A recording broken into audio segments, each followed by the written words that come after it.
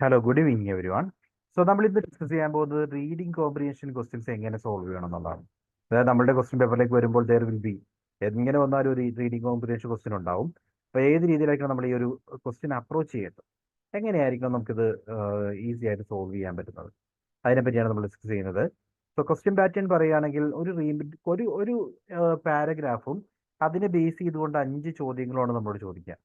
So ഈ തന്നിരിക്കുന്ന പാരഗ്രാഫിനെ base ചെയ്തുകൊണ്ട് ഡയറക്റ്റ്ലി ഉള്ള ക്വസ്റ്റ്യൻസ് തന്നെയാണ് UGC നെറ്റ് എക്സാം സ്കോപ്പിൽ നമ്മളോട് ചോദിക്കാറ്. ഒരുപാട് കോംപ്ലിക്കേറ്റഡ് ആയിട്ടൊന്നും വരാറില്ല. മാക്സിമം 2-3 സെന്റൻസുകൾ കൺഫ്യൂസിങ് ആയിട്ട് വരാം.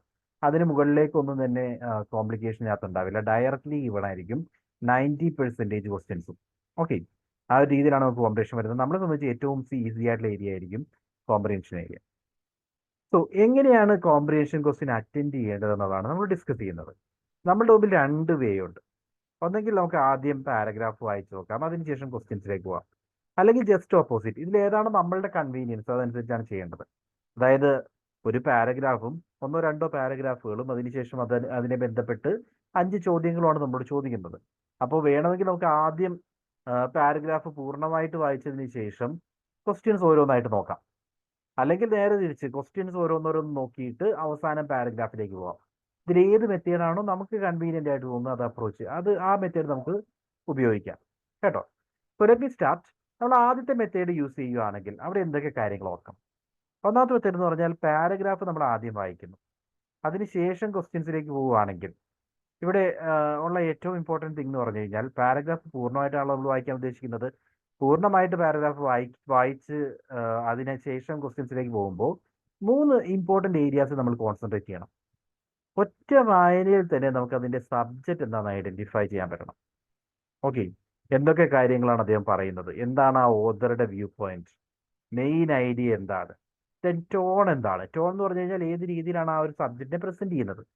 Whether he is criticising the context or whether he is support in the context. ഒരു കാര്യത്തെ പറ്റി പറഞ്ഞിട്ട് അദ്ദേഹം അതിനെ അനുകൂലിച്ചുകൊണ്ടാണോ പറയുന്നത്, അല്ലെങ്കിൽ അദ്ദേഹം അതിനെ പ്രതികൂലിച്ചുകൊണ്ടാണോ പറയുന്നത്, ഇതിനെപ്പറ്റി നമുക്ക് മനസ്സിലാക്കാൻ പറ്റണം. ഓക്കെ, അപ്പോൾ എന്തൊക്കെ കാര്യങ്ങൾ അറിയണം. പാരഗ്രാഫ് വായിച്ചിട്ട് ക്വസ്റ്റ്യൻസിലേക്ക് പോകാനാണെങ്കിൽ നമ്മൾ പാരഗ്രാഫ് വായിക്കുമ്പോൾ തന്നെ ഓർക്കേണ്ടത്, ഒന്ന് നമുക്ക് സബ്ജക്റ്റ് മെയിൻ ഐഡിയ എന്താണെന്നത് ഐഡന്റിഫൈ ചെയ്യാൻ പറ്റണം വായനയിലൂടെ. Then main idea, basic subject, main idea, പിന്നെ ആ ടോൺ എങ്ങനെയാണ് അത് അവതരിപ്പിച്ചിരിക്കുന്നത്, അതിൻ്റെ ഇമോഷണൽ കോണ്ടന്റ് എങ്ങനെയാണ് മനസ്സിലാക്കാൻ സാധിക്കും. ഇത് മനസ്സിലാക്കി കഴിഞ്ഞതിന് ശേഷം നമുക്ക് ക്വസ്റ്റ്യൻസിലേക്ക് പോകാം. അപ്പോൾ ആ രീതിയിൽ ഫോളോ ചെയ്യുമ്പോൾ അഡ്വാൻറ്റേജ് പറയുകയാണെങ്കിൽ നമുക്ക് പെട്ടെന്ന് വായിച്ച് കാര്യങ്ങൾ മനസ്സിലാക്കാവുന്നവരാണെങ്കിൽ ആ മെത്തേഡ് ഫോളോ ചെയ്യാം. ഒറ്റ വായനയിൽ എന്താ ഒരു പ്രാവശ്യം ഇംഗ്ലീഷ് വായിക്കുമ്പോൾ തന്നെ പറഞ്ഞിരിക്കുന്ന കോണ്ടെക്സ്റ്റ് പൂർണ്ണമായിട്ട് നമ്മുടെ മനസ്സിലേക്ക് വരുന്നുണ്ട്, ഓർത്തു വയ്ക്കാൻ കേപ്പബിൾ ആണ്. അങ്ങനെയാണെങ്കിൽ നമുക്ക് ഈ മെത്തേഡ് സ്യൂട്ടബിൾ ആയിരിക്കും. ഓക്കെ, ദെൻ സോ ഇവിടെ നമുക്ക് ഓർക്കേണ്ട, ഈ മെത്തേഡ് യൂസ് ചെയ്യുമ്പോൾ ഓർക്കേണ്ട കാര്യങ്ങൾ എന്ന് പറഞ്ഞു കഴിഞ്ഞാൽ, ഒന്നാമത് പാരഗ്രാഫ് വായിക്കുമ്പോൾ ഏത് പാരഗ്രാഫിൽ എന്തിനെ പറ്റിയാണ് പറയുന്നത്, രണ്ടാമത്തെ പാരഗ്രാഫിൽ എന്തിനെ പറ്റിയാണ് പറയുന്നത്, ആ പാരഗ്രാഫിൻ്റെ ആദ്യത്തെ ഭാഗത്തിൽ എന്താണ് കോണ്ടെക്സ്റ്റ്, രണ്ടാമത്തെ ഭാഗത്തിൽ എന്താണ് കോണ്ടെക്സ്റ്റ്, ഇങ്ങനെ നമുക്ക് ഷോർട്ടായിട്ട് നമ്മുടെ മനസ്സിൽ ഓർമ്മ വരണം. ഒന്നെങ്കിൽ അത് നമുക്ക് തന്നിരിക്കുന്ന വൈറ്റ് പേപ്പറിൽ നോട്ട് ചെയ്ത് വെക്കാം. ഷോർട്ടായിട്ട് എന്താണ് ആദ്യം പറഞ്ഞിരിക്കുന്നത്, രണ്ടാമത് പറഞ്ഞിരിക്കുന്നത് എന്തിനെ പറ്റിയാണ്, മൂന്നാമത് പറഞ്ഞിരിക്കുന്നത് എന്തിനെ പറ്റിയാണ്, അങ്ങനെ ഒന്ന് റൈറ്റ് ചെയ്ത് വയ്ക്കുവാണെങ്കിൽ ക്വസ്റ്റ്യൻസിലേക്ക് വരുമ്പോൾ നമുക്ക് ക്വസ്റ്റ്യൻ കാണുമ്പോൾ തന്നെ അത് ഏത് ഏരിയയിലാണ് വരുന്നതെന്ന് ഐഡന്റിഫൈ ചെയ്യാൻ പറ്റും. അപ്പോൾ ആ രീതിയിൽ അപ്രോച്ച് ചെയ്ത് ആ രീതിയിൽ നമുക്ക് ആ ക്വസ്റ്റ്യൻ പൂർണ്ണമായിട്ടും ക്ലിയർ ചെയ്യാം. ഓക്കെ, ഇതാണ് ഫസ്റ്റ് മെത്തേഡ്. ഇത് തന്നെ വീണ്ടും പല രീതിയിൽ നമുക്ക് ഈ മെത്തേഡ് അപ്രോച്ച് ചെയ്യാം. ഇപ്പോൾ 4 പാരഗ്രാഫ് ഉള്ള ഒരു ക്വസ്റ്റ്യൻ ആണ്, നമ്മളോട് ചോദിക്കുന്നത് നോർമലി 1 or 2 പാരഗ്രാഫേ ഉണ്ടാവാറുള്ളൂ. 4 പാരഗ്രാഫ് ഉള്ള ഒരു ക്വസ്റ്റ്യൻ ആണെങ്കിൽ നമുക്ക് വേണമെങ്കിൽ ആദ്യത്തെ പാരഗ്രാഫ് ആദ്യം വായിക്കാം, എന്നിട്ട് അതുമായി ബന്ധപ്പെട്ട ക്വസ്റ്റ്യൻ ഉണ്ടോ നോക്കാം. രണ്ടാമത്തെ പാരഗ്രാഫ് വായിക്കുക, വീണ്ടും അതുമായി ബന്ധപ്പെട്ട ക്വസ്റ്റ്യൻസ് ഉണ്ടോ നോക്കുക. മൂന്നാമത്തെ പാരഗ്രാഫ് വായിക്കുക, അതുമായി ബന്ധപ്പെട്ട ക്വസ്റ്റ്യൻസ് ഉണ്ടോ നോക്കുക. ഇങ്ങനെയും വേണമെങ്കിൽ ഫോളോ ചെയ്യാം. That's up to you. നമുക്ക് ഏത് മെത്തേഡാണോ സ്യൂട്ടബിൾ ആയിട്ടുള്ളത് ആ മെത്തേഡ് നമുക്ക് ഫോളോ ചെയ്യാമെന്ന് മാത്രം. ശരി, so that is the first method. രണ്ടാമത്തെ മെത്തേഡിലേക്ക് വന്നു കഴിഞ്ഞാൽ ക്വസ്റ്റ്യൻസ് ഫസ്റ്റ് ആൻഡ് പാരഗ്രാഫിലേക്ക്. നമ്മളുടെ എക്സാമിനേഷനിൽ ഞാൻ ഓൾറെഡി പറഞ്ഞു, വളരെ ഈസി ആയിട്ടുള്ള ഒരു അപ്രോച്ചാണ്, ഈസി ആയിട്ടുള്ള ഒരു ക്വസ്റ്റ്യൻ സെറ്റാണ് നമുക്ക് സാധാരണഗതി തരാറുള്ളത്. അതുകൊണ്ട് നമുക്ക് ഏറ്റവും നല്ല മെത്തേഡ് എന്ന് പറയുന്നത് ക്വസ്റ്റ്യൻസ് ഫസ്റ്റ് ആൻഡ് പാരഗ്രാഫിലേക്കാണ്. എന്തുകൊണ്ടാന്ന് വെച്ച് കഴിഞ്ഞാൽ you can go for first 2 questions, അങ്ങനെ ഫോളോ ചെയ്താലും മതി. എൻറ്റിയർ ക്വസ്റ്റ്യൻസ് വായിച്ചിട്ട് അതിനുശേഷം പാരഗ്രാഫിലേക്ക് വരണമെന്ന് ഞാൻ പറയില്ല. ആദ്യത്തെ 2 ക്വസ്റ്റ്യൻസ് വായിച്ചു നോക്കുക, എന്തിനെ പറ്റിയാണ് പറഞ്ഞിരിക്കുന്നത്.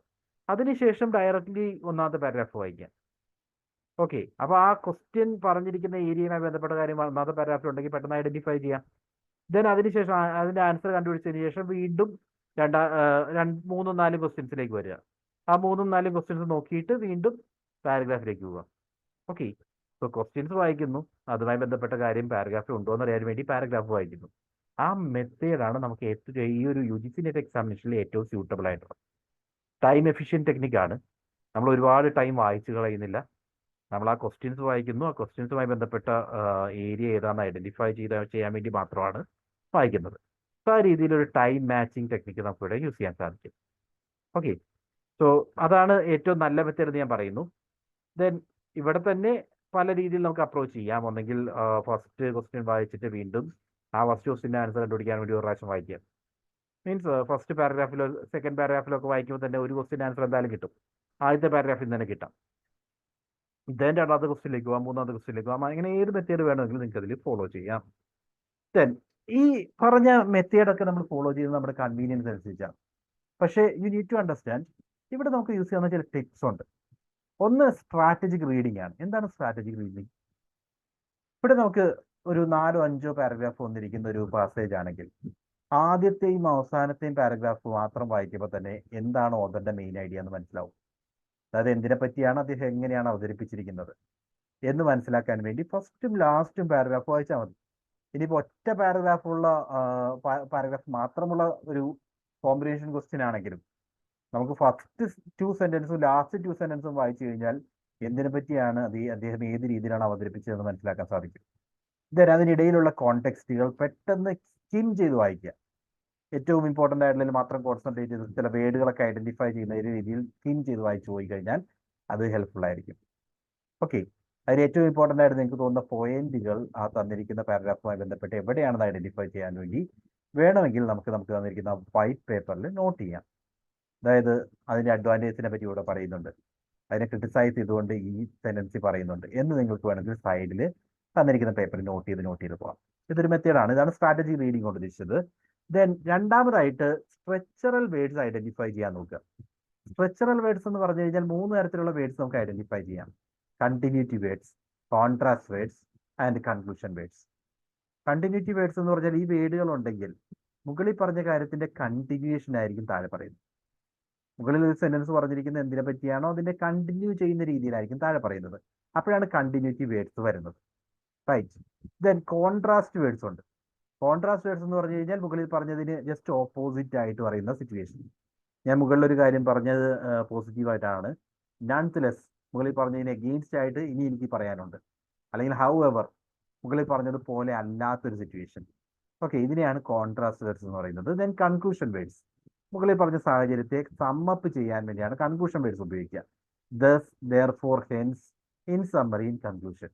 സോ ഈ കണ്ടിന്യൂറ്റി വേർഡ്സും കോൺട്രാസ്റ്റ് വേർഡ്സും കൺക്ലൂഷൻ വേർഡ്സും ഐഡന്റിഫൈ ചെയ്യുകയാണെങ്കിൽ ഇതിന് ശേഷം എന്താണ് വരുന്നത് നമുക്ക് പറയാൻ സാധിക്കും. ലൈക്ക് സിമിലർലി മീൻസ് മുകളിൽ പറഞ്ഞിരിക്കുന്നത് പോലെയുള്ള മറ്റൊരു സിറ്റുവേഷനാണ് രണ്ടാമത് വരുന്നത്. Moreover same thing. Additionally അത് കൂടാതെ ഇതും പറയാം. Right. Then in the same way, likewise, ഇങ്ങനെയുള്ള വേർഡ്സ് സെയിം ഒപ്പീനിയൻ തന്നെ കണ്ടിന്യൂ ചെയ്യുന്ന മറ്റൊരു സാഹചര്യമായിരിക്കും നമ്മൾ മുമ്പിൽ അവതരിപ്പിക്കുക. സോ ഈ വേർഡുകൾ കണ്ടു കഴിഞ്ഞാൽ അപ്പം തന്നെ ഓർക്കുക മുകളിൽ പറഞ്ഞിരിക്കുന്നതിന്റെ കണ്ടിന്യൂഷനാണ് ഇനി വരുന്നത്. ഓക്കെ, ഇനി അതിന്റെ പറയുന്ന വേർഡുകൾ നൺലെസ്, ഹൗഎവർ, ബട്ട്, ഓൾദോ, ഡിസ്പൈറ്റ് ഇവയൊക്കെ ആണെങ്കിൽ മുകളിൽ പറഞ്ഞിരിക്കുന്നതിന്റെ ജസ്റ്റ് ഓപ്പോസിറ്റ് സിറ്റുവേഷൻ ആയിരിക്കും അവതരിപ്പിക്കേണ്ടത്. സോ ആദ്യം ഒരു സെന്റൻസ് നമ്മൾ വായിച്ചു, അതിന്റെ ഇടയിലൊരു നമ്മൾ ജസ്റ്റ് വേർഡ്സ് പെട്ടെന്ന് സ്കിം ചെയ്ത് പോയപ്പോൾ ഒരു ഹൗഎവർ കണ്ടു. ഹൗഎവർ കൊണ്ട് ഉദ്ദേശിക്കുന്നത് എന്താ? മുകളിൽ പറഞ്ഞിരിക്കുന്നതിന്റെ ഓപ്പോസിറ്റ് സിറ്റുവേഷൻ ആയിരിക്കും ഇനി വരുന്നത്. മുകളിൽ പറഞ്ഞതിൽ നിന്നും ഓപ്പോസിറ്റ് വിഭിന്നമായിട്ടുള്ള ഒരു കാര്യമായിരിക്കും ഇനി പറയുന്നത് നമുക്ക് ഐഡന്റിഫൈ ചെയ്യാം. അതേപോലെ കൺക്ലൂഷൻ വേർഡ്സ്, ഒരു സമ്മറി കിട്ടാൻ വേണ്ടി ഈ വേർഡുകൾ നോക്കിയാൽ മതി. Thus, therefore, hence, in summary, in conclusion പോലുള്ള വേർഡുകൾ ഉണ്ടെങ്കിൽ എന്താണോ ആ പാരഗ്രാഫിൽ അവതരിപ്പിച്ചിരിക്കുന്നത് അതിന്റെ ഒരു സമ്മറി നമുക്ക് മനസ്സിലാക്കാൻ സാധിക്കും. ഓക്കെ, സോ ഇതൊക്കെ ഐഡന്റിഫൈ ചെയ്താൽ നമുക്ക് പെട്ടെന്ന് ആൻസറുകൾ കണ്ടുപിടിക്കാൻ ഹെൽപ്ഫുൾ ആയിരിക്കും. ടൈമാണ് ഇമ്പോർട്ടൻറ്റ്, മറ്റൊന്നുമല്ല. ടൈം എത്രമാത്രം എഫിഷ്യൻ്റ് ആയിട്ട് നമുക്ക് മാനേജ് ചെയ്യാൻ സാധിക്കുന്നുണ്ടോ അത്രയും വേഗം ഈ ഒരു റീഡിംഗ് കോമ്പിനേഷൻ ക്വസ്റ്റ്യൻസ് സോൾവ് ചെയ്യാൻ സാധിക്കും. Then positive and negative rose. അതായത് വേർഡ്സ് തന്നെ പോസിറ്റീവ് സെന്റിമെന്റ്സ് അവതരിപ്പിക്കുന്നവയും നെഗറ്റീവ് സെന്റിമെന്റ്സ് അവതരിപ്പിക്കുന്നവയും ഉണ്ട്. ഇപ്പോൾ പോസിറ്റീവ് ആയിട്ടുള്ള വേർഡ്സ് ആണെങ്കിൽ efficient, enthusiastic, bright, fortunate, passionate, ഇതൊക്കെ ആ ഓതറുടെ വ്യൂ പോയിന്റിൽ ഓതർ ആ ഒരു അപ്രോച്ചിനെ എങ്ങനെയാണ് കാണുന്നതെന്ന് മനസ്സിലാക്കാൻ സാധിക്കും. പോസിറ്റീവിലി ആണോ? അല്ലെങ്കിൽ നെഗറ്റീവ് വേർഡ്സ് ആണെങ്കിൽ foul, alarming, detrimental, pessimistic, stressful, ഇങ്ങനെയുള്ള വേർഡുകൾ പറയുകയാണെങ്കിൽ നെഗറ്റീവ് സിറ്റുവേഷൻസ് ആയിരിക്കും, നെഗറ്റീവ് വേയിലായിരിക്കും കാര്യങ്ങളെ അവതരിപ്പിക്കുന്നത്. അത് മനസ്സിലാക്കാൻ വേണ്ടി ഈ വേർഡ്സ് ഐഡന്റിഫൈ ചെയ്താൽ മതിയാവും. ഓക്കെ, ഇനി ഫ്രേസസ് ആൻഡ് കോണ്ടെക്സ്റ്റ്. ഇപ്പൊ നമുക്ക് മനസ്സിലാവാത്ത ഒരു ഫ്രേസ് ഇതിനിടയിൽ കിടപ്പുണ്ട്. ഫ്രേസ് മനസ്സിലാവുന്നില്ലെങ്കിൽ എന്ത് ചെയ്യണം? അല്ലെങ്കിൽ ഒരു വേർഡിന്റെ മീനിങ് നമുക്ക് മനസ്സിലാവുന്നില്ല, അത് എന്താണെന്ന് മനസ്സിലാവുന്നില്ലെങ്കിൽ അതിന് മുമ്പുള്ള സെന്റൻസ് വായിച്ചാൽ മതി. ഒരു 2 ലൈൻ മുകളിലേക്ക് വായിക്കുക, 2-3 ലൈൻ മുകളിലേക്ക് വായിച്ചു കഴിഞ്ഞാൽ അത് എന്താണെന്നുള്ളത് നമുക്ക് മനസ്സിലാക്കാൻ സാധിക്കും. ഇത് അവിടെ പറഞ്ഞിരിക്കുന്നതിന്റെ ഒരു സമ്മറിയിൽ നിന്ന് തന്നെ മീനിങ് എന്താണെന്ന് നമുക്ക് കിട്ടും. അതാണ് ഫ്രേസസ് ആൻഡ് കോണ്ടെക്സ്റ്റ് മനസ്സിലാക്കാതെ വന്നു കഴിഞ്ഞാൽ നമ്മൾ ചെയ്യേണ്ടത്. ഒരു ഫ്രേസ് യൂസ് ചെയ്തിട്ടുണ്ട്, ആ ഫ്രേസിന്റെ മീനിങ് എന്താണെന്ന് മനസ്സിലാവുന്നില്ല, ഉടനെ തന്നെ മുകളിലത്തെ 2 സെന്റൻസുകൾ അങ്ങ് വായിക്കുക, 2 ലൈനുകൾ വായിക്കുക, you will get it clearly എന്താണ് ഉദ്ദേശിച്ചിരിക്കുന്നത് നമുക്ക് മനസ്സിലാക്കാൻ സാധിക്കും. ഓക്കെ, പിന്നെയുള്ള ടെക്നിക്ക് എന്ന് പറയുന്നത് സിനോണിമോ അന്റോണിമോ ആണ്. അതായത് vocabulary related questions with a good vocabulary and or by analyzing the word usage in sentence. അതായത് ഇപ്പോൾ ഏതെങ്കിലും സിനോണിംസ് ഇതിന് പകരം ഉപയോഗിച്ചിരിക്കുന്ന വേർഡ് എന്താണ് എന്ന് ചോദിക്കുവാണെങ്കിൽ എന്ത് ചെയ്യണം? ഒരു വേർഡ് തന്നിട്ടുണ്ട്, ഇപ്പോൾ ഗുഡ് എന്ന് പറയുന്നതിന് പകരം പാരഗ്രാഫിൽ ഉപയോഗിച്ചിരിക്കുന്ന വേർഡ് എന്താണ്? അങ്ങനെ നമ്മളോട് അധികം ക്വസ്റ്റ്യൻസ് ചോദിക്കാറില്ല. അങ്ങനെ ചോദിച്ചിട്ടുണ്ടെങ്കിൽ എന്ത് ചെയ്യണം? ആ ഒരു സിറ്റുവേഷൻ വായിച്ചു നോക്കുക. വേർഡിന്റെ മീനിങ് നമുക്ക് മനസ്സിലാവുന്നില്ല, അങ്ങനെയാണെങ്കിൽ തൊട്ട് മുകളിലത്തെ 2 സെന്റൻസുകളോ 2 ലൈനുകളോ വായിക്കുമ്പോൾ ആ സിറ്റുവേഷൻ എന്താണെന്ന് മനസ്സിലാവും. അപ്പൊ തന്നെ ഈ വേർഡിന്റെ അർത്ഥം നമുക്ക് അതിൽ നിന്നും എടുക്കാൻ സാധിക്കും. അപ്പൊ അത്തരത്തിൽ നമുക്ക് സിനോണിമോ അന്റോണിമോ ഒക്കെ ഐഡന്റിഫൈ ചെയ്യാൻ പോസിബിൾ ആണ്. ദെൻ അടുത്ത മെത്തേഡാണ് ബെയിൻ മെത്തേഡ്. ബെയിൻ മെത്തേഡ് എന്ന് പറഞ്ഞു കഴിഞ്ഞാൽ ഇവിടെ എലിമിനേറ്റ് ചെയ്യാന്നുള്ളതാണ്. ഓക്കെ, അതായത് too broad, alien, narrow and extreme. ഏറ്റവും ബ്രോഡ് ആയിട്ടുള്ള, ഏലിയൻ ആയിട്ടുള്ള, നാരോ ആയിട്ടുള്ള, എക്സ്ട്രീം ആയിട്ടുള്ള ഓപ്ഷൻസ് എലിമിനേറ്റ് ചെയ്യുക. റൈറ്റ് ഓപ്ഷൻ കണ്ടുപിടിക്കാൻ പറ്റിയില്ലെങ്കിലും തെറ്റായിട്ടുള്ള ഓപ്ഷൻസ് കണ്ടുപിടിക്കാൻ കുറച്ച് ഈസി ആയിരിക്കും. അതാണ് ബെയിൻ മെത്തേഡ് നമ്മൾ പറയുന്നത്, എലിമിനേറ്റ് ചെയ്യുക. സോ തെറ്റായിട്ടുള്ള, അവിടെ ചേരാത്ത ഓപ്ഷൻസ് ഏതൊക്കെയാണെന്ന് ഐഡന്റിഫൈ ചെയ്യാൻ വേണ്ടി ശ്രമിക്കുക. ചേരാത്ത ഓപ്ഷൻസ് ഐഡന്റിഫൈ ചെയ്യാൻ പറ്റിക്കഴിഞ്ഞാൽ അവസാനം നമുക്ക് ഏറ്റവും ചേരുന്ന ഓപ്ഷനിലേക്ക് എത്താൻ പറ്റും. അതാണ് മറ്റൊരു ടെക്നിക്ക്, എലിമിനേഷൻ ടെക്നിക്ക് എന്ന് പറയാം. സോ റൈറ്റ് ഓപ്ഷൻ നമ്മളെ കൺഫ്യൂസ് ചെയ്യിപ്പിക്കാം, പക്ഷേ തെറ്റായിട്ടുള്ള ഓപ്ഷൻ നമ്മളെ കൺഫ്യൂസ് ചെയ്യിപ്പിക്കില്ല. Avoid personal assumption. ഇവിടെ നമുക്ക് ഒരിടത്തും നമ്മളുടെ അസംഷൻ ആവശ്യമില്ല. എന്താണോ പാസേജ് പറഞ്ഞിരിക്കുന്നത് അതിന് മുകളിലേക്കുള്ള നമ്മളുടെ ഒരു നോളജ് ഉപയോഗിക്കേണ്ടതില്ല. പാസേജ് പറഞ്ഞിരിക്കുന്ന കാര്യങ്ങൾ മാത്രം അതിൽ തന്നെ സ്റ്റിക്ക് ഓൺ ചെയ്യുക. അതിന് പുറത്തുള്ള ഒരു ഐഡിയ നമ്മളുടെ ഈ ഒരു റീഡിംഗ് കോമ്പിനേഷൻ സോൾവ് ചെയ്യാൻ വേണ്ടി നമ്മൾ ഉപയോഗിക്കാൻ പാടില്ല. ഓക്കെ, അതാണ് അവിടെ പറഞ്ഞിരിക്കുന്ന ഓതറുടെ ഒപ്പീനിയൻ എന്താ നോക്കുക, അതിനനുസരിച്ച് ആൻസറുകൾ എഴുതുക. So let me show you one example then. അപ്പൊ നമ്മൾ എന്തൊക്കെ കാര്യങ്ങൾ പറഞ്ഞു, ഏത് രീതിയിലാണ് എങ്ങനെയാണ് അപ്രോച്ച് ചെയ്യേണ്ടതെന്ന് പറഞ്ഞു. ആൻഡ് ഇതിലൊക്കെ കൂടുതലായിട്ട് നിങ്ങൾ ഓർക്കേണ്ടത് എക്സാമിന് മുമ്പായിട്ട് ഇനി വളരെ കുറച്ച് ദിവസങ്ങളല്ലേ ഉള്ളൂ, ഒരു 10-15 കോമ്പിനേഷൻ ക്വസ്റ്റ്യൻസ് എങ്കിലും അറ്റംപ്റ്റ് ചെയ്യും. ഓക്കെ, ആ 10-15 കോമ്പിനേഷൻ ക്വസ്റ്റ്യൻസ് പ്രീവിയസ് ക്വസ്റ്റ്യൻസ് തന്നെ അറ്റംപ്റ്റ് ചെയ്യുകയാണെങ്കിൽ ഡെഫിനറ്റ്ലി നമുക്ക് 5 റൈറ്റ് ആൻസേഴ്സ് ഈ ഏരിയയിൽ മേടിക്കാൻ പറ്റും. അതൊന്നും വലിയ ടഫ് ഏരിയ അല്ല, വളരെ ഈസി ആയിട്ട് നമുക്ക് മേടിക്കാവുന്ന ഒരു ഫുൾ സ്കോർ ചെയ്യാവുന്ന ഒരു ഏരിയയാണ് റീഡിംഗ് കോമ്പിനേഷൻ. ഓക്കെ, ക്ലിയർ അല്ലേ പറഞ്ഞ കാര്യങ്ങൾ? ശരി, now let me move on. നമുക്കൊരു ക്വസ്റ്റ്യൻ കാണാം. Read the given passage and answer the questions that follow. Okay, passage പറയുന്നത് the new middle class of India is upwardly mobile, educated mostly in English and works in professional, technical, and or managerial careers. It is connected to the global network of consumption, consuming global brands and aspiring towards lifestyles of conspicuous consumption. The identity of this class is defined by the participation in global commodity chains. The market defines the identity of the middle class as a site of identity formation, expression, and aspiration. Also salient within the new middle class are the several strata. The highest stratum is occupied by the white-collar corporate mid to high-level managers who actively participate in transnational capitalism. So 2 പാരഗ്രാഫുകൾ ഇവിടെ ഉണ്ട്. ഒന്നാമത്തെ paragraph ഇത്രയുമാണ് പറഞ്ഞത്. So ഇത് എന്തിനെ പറ്റിയാണ് പറഞ്ഞിരിക്കുന്നത്? Middle ക്ലാസിനെ പറ്റിയാണ്. നമ്മളുടെ പുതിയ മിഡിൽ ക്ലാസ് എന്ന് പറയുന്ന കൺസെപ്റ്റ് എന്താണ്?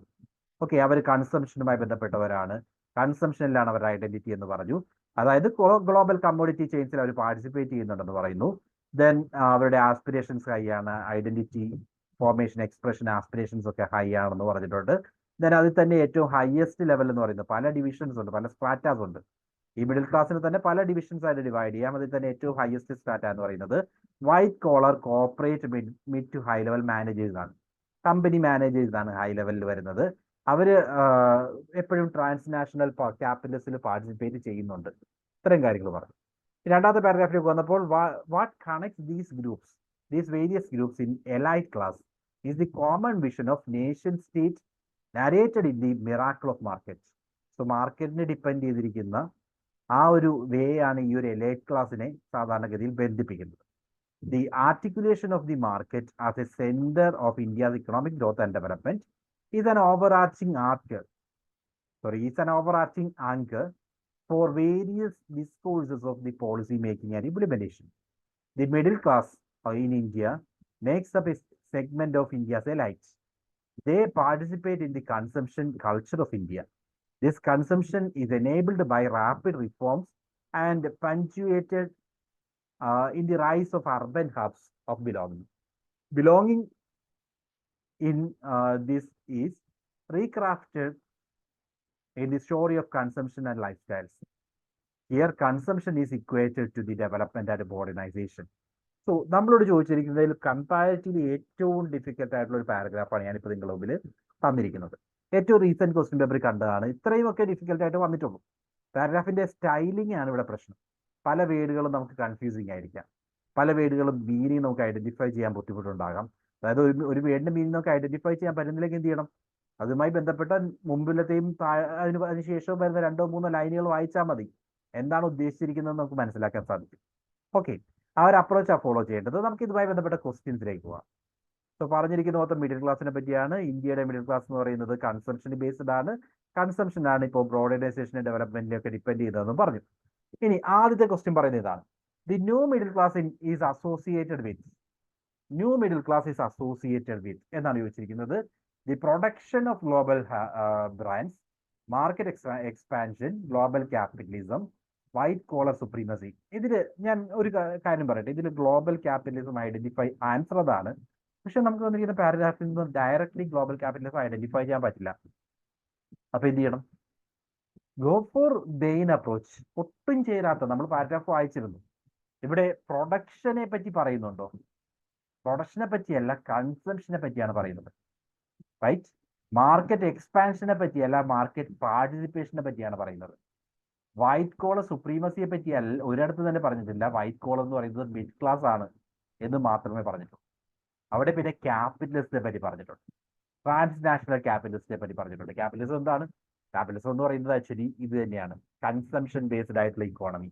അത് ഇവിടെ നിങ്ങൾക്ക് ഐഡന്റിഫൈ ചെയ്യാം. നമ്മുടെ പാരഗ്രാഫിന്റെ എൻഡിൽ ട്രാൻസ്നാഷണൽ ക്യാപിറ്റലിസത്തിൽ പറഞ്ഞിട്ടുണ്ട്. അതായത് ഈ പറയുന്ന white collar corporate mid level to high level managers who actively participate in transnational capitalism എന്ന് പറഞ്ഞിട്ടുണ്ട്. അതായത് അവരുടെ ഐഡന്റിറ്റി തന്നെ നമുക്ക് ഈ ഒരു ട്രാൻസ്നാഷണൽ ക്യാപിറ്റലിസം കാണാൻ സാധിക്കും. അല്ലാതെ ഒരിടത്തും ഈ പാരഗ്രാഫിൽ ബാക്കിയുള്ള ഓപ്ഷൻസ് പറഞ്ഞിട്ടില്ല. ബാക്കിയുള്ള ഓപ്ഷൻസിനെ ഇപ്പോൾ വൈറ്റ് കോളർ സുപ്രീമസി പറ്റി എവിടെയും പറഞ്ഞിട്ടുണ്ടോ? വൈറ്റ് കോളർ എന്ന് പറയുന്ന വേർഡ് അവിടെയുണ്ട്, പക്ഷെ വൈറ്റ് കോളർ സുപ്രീമസി പറ്റി അല്ല പറഞ്ഞിരിക്കുന്നത്. പിന്നെ എന്തായിരുന്നു word? Production of global brands. പ്രൊഡക്ഷനെ പറ്റിയല്ല, കൺസംഷനെ പറ്റിയാണ് ഇവിടെ പൂർണ്ണമായിട്ടും പറഞ്ഞിരിക്കുന്നത്. കണ്ടോ? ദെൻ അടുത്ത് എന്തായിരുന്നു? മാർക്കറ്റ് എക്സ്പാൻഷനെ പറ്റി പറഞ്ഞു. ഇവിടെ പറഞ്ഞിരിക്കുന്നത് പാർട്ടിസിപ്പേഷനെ പറ്റിയാണ്. കണ്ടോ? മാർക്കറ്റ് പാർട്ടിസിപ്പേഷൻ, അതായത് ഗ്ലോബൽ കമ്മോഡിറ്റി ചെയിൻസിലൊക്കെ അവർ പാർട്ടിസിപ്പേറ്റ് ചെയ്യുന്നുണ്ട് എന്ന് മാത്രമേ പറഞ്ഞിട്ടുള്ളൂ, എക്സ്പാൻഷനെ പറ്റി പറഞ്ഞിട്ടില്ല. So right answer is this. അപ്പോൾ ഐഡന്റിഫൈ ചെയ്യാൻ പറ്റില്ലെങ്കിൽ എവിടെ പോകണം? എലിമിനേഷനിലേക്ക് പോകണം. എലിമിനേഷനിലൂടെ നമുക്ക് റൈറ്റ് ആൻസറിൽ എത്താൻ പറ്റും. രണ്ടാമത്തെ ക്വസ്റ്റ്യൻ കാണിക്കാം. The main theme of the passage is. Main theme എന്താണ്? Okay, market driven middle class identity, that is the main theme. എന്തുകൊണ്ടാണ്? ഇവിടെ നമ്മളോട് പറഞ്ഞിരിക്കുന്നത് മിഡിൽ ക്ലാസിനെ പറ്റിയാണ്. ബാക്കിയുള്ള ഓപ്ഷൻസുകൾ നോക്കി. Need for high level consumption പറഞ്ഞിട്ടുണ്ടോ? അല്ല, മിഡിൽ ക്ലാസ് ആണ് main theme. Right? The negative effect of modernised consumption ഇല്ല, പോസിറ്റീവായിട്ടാണ് അവതരിപ്പിച്ചിരിക്കുന്നത്. എമർജൻസ് ഓഫ് നോളജ് എന്റർപ്രൈസ് ഇതൊന്നുമല്ല, മിഡിൽ ക്ലാസിന്റെ ഐഡന്റിറ്റിയുമായി ബന്ധപ്പെട്ടാണ് ഈ ഒരു പാസേജ് വന്നിരിക്കുന്നത്. അങ്ങനെ നമുക്ക് ഐഡന്റിഫൈ ചെയ്യാം, എലിമിനേഷനിലൂടെ ഐഡന്റിഫൈ ചെയ്യാം, ഈവൻ ദോ ഈ കാര്യം ഡയറക്ട്ലി ഗിവൺ ആണ്. നോക്കി, the global network of consumption consuming global brands and aspiring towards lifestyles of conspicuous consumption. ഇതെല്ലാം identity of global commodity chains ആണെന്ന് പറഞ്ഞു. മാർക്കറ്റ് പാർട്ടിസിപ്പേഷൻ ഒക്കെയാണ് കാണുന്നത്. Then the market is divided by the identity of middle class as the site of identity formation, expression and aspiration. Question എന്തായിരുന്നു? Theme എന്താണ്? അപ്പോൾ പറഞ്ഞിരിക്കുന്നത് എന്താ? മാർക്കറ്റിനെ പറ്റി പറയുന്നുണ്ട്, മിഡിൽ ക്ലാസിനെ പറ്റി പറയുന്നുണ്ട്, കൺസംഷനെ പറ്റി പറയുന്നുണ്ട്, right? So the right answer is middle class. Market driven middle class ഐഡന്റിറ്റിയെ പറ്റിയാണ് ഇവിടെ പറഞ്ഞിരിക്കുന്നത്. Something that is indirectly given. കേട്ടോ, ഒറ്റ ക്വസ്റ്റ്യനാണ് ഇൻഡയറക്ട്ലി നമ്മൾ കണ്ടത്. ദെൻ അടുത്തൊരു ക്വസ്റ്റ്യൻ കാണാം. The elite class has a vision of nation state anchored by. Elite class has a vision of nation state anchored by policy discourses, market miracle, limitless consumption, corporate narratives. നിങ്ങൾ ഈ ഒരു word ഇവിടെ നോക്കി തന്നിരിക്കുന്നത് നോക്കി. Elite class, what connects these various groups of elite class is the common vision of directly given ആണ് കേട്ടോ. Nation state narrative in the miracle of market is there. ആ വേർഡ് അതേപടി തന്നെ നമുക്ക് തന്നിട്ടുണ്ട്, മിറാക്കിൾ ഓഫ് മാർക്കറ്റിനെ ബേസ് ചെയ്തിട്ടാണ്. Okay, then അടുത്ത question. The participation in global commodity chains has given middle class its own. എന്താ പറയുന്നത് അവിടെ? അവരുടെ ഐഡന്റിറ്റി എന്തിൽ നിന്നാണെന്ന് പറഞ്ഞിട്ടുണ്ട്. The identity of middle class is defined by its participation in global commodity chains. So എന്താണ് global commodity ചെയിൻസിൽ അവർ പാർട്ടിസിപ്പേറ്റ് ചെയ്തത് വഴി റിവീൽ ചെയ്യുന്നത് അവരുടെ ഐഡന്റിറ്റിയാണ്. That is given, directly given കേട്ടോ. അടുത്ത question. The new middle class in India is hugely active in. എന്തിലാണ് അവർ കൂടുതൽ ആക്റ്റീവ് ആയിട്ടുള്ളത്? Adopting innovative lifestyles, acquiring new technological competence, redefine the business strategies, conspicuous consumption. That is there, right? See, it is connected with the global networks of consumption, consuming global brands and aspiring towards lifestyles of conspicuous consumption. Directly given ആണ് conspicuous consumption. Clear? Okay. So ഇത്തരം questions ആണ്. ഇതൊരു model question. And നിങ്ങൾ എപ്പോഴും ഓർക്കേണ്ടത് reading comprehension പോലുള്ള area അല്ലെങ്കിൽ data interpretation പോലുള്ള ഏരിയ നമ്മൾ ഒരുപാട് പ്രാക്ടീസ് ചെയ്താൽ മാത്രമേ നമുക്ക് പഠിക്കാൻ പറ്റൂ. ഒരു ഫാക്കൽറ്റിയെ ഒരു ഗൈഡ് ചെയ്യാൻ സാധിക്കും, ഇന്നത് നിങ്ങൾ പ്രിപ്പയർ ചെയ്യണം. അല്ലാതെ നമ്മൾ സ്വന്തമായിട്ട് ഈ ഏരിയയിൽ കുറേ ക്വസ്റ്റ്യൻസ് ചെയ്യുമ്പോഴാണ് നമുക്ക് ആ ഒരു ഏരിയയിൽ നല്ല എക്സ്പെർട്ടൈസ് കിട്ടുന്നത്. സോ ഇവിടെ നമ്മളുടെ സക്സസ് സ്ട്രാറ്റജി എന്ന് പറയുന്നത് പ്രാക്ടീസ് ആണ്. And I will say you have to do 10 questions, minimum 10 questions. എക്സാമിന് മുമ്പായിട്ട് 10 ക്വസ്റ്റ്യൻസ് ചെയ്യുന്നത് കൊണ്ട് തന്നെ നമുക്ക് ഈ ഏരിയയിൽ നല്ല എക്സ്പെർട്ടൈസ് നേടിയെടുക്കാൻ പറ്റും, റൈറ്റ്? അതൊരു നമുക്ക് ഈസി ഏരിയ ആയിട്ട് മാറും. അതുകൊണ്ടാണ് ഞാൻ പറയുന്നത് യൂണിറ്റ് 3 നമ്മുടെ ടാർഗറ്റ് എന്ന് പറയുന്നത് 5 out of 5 ആണ്. You will have to score 10 marks. ഒരു ആൻസർ പോലും തെറ്റരുത്. ഓക്കെ, ജനറൽ പേപ്പറിൽ നമുക്ക് ഈ ഏരിയയിൽ നിന്ന് 10 മാർക്ക് കിട്ടണം.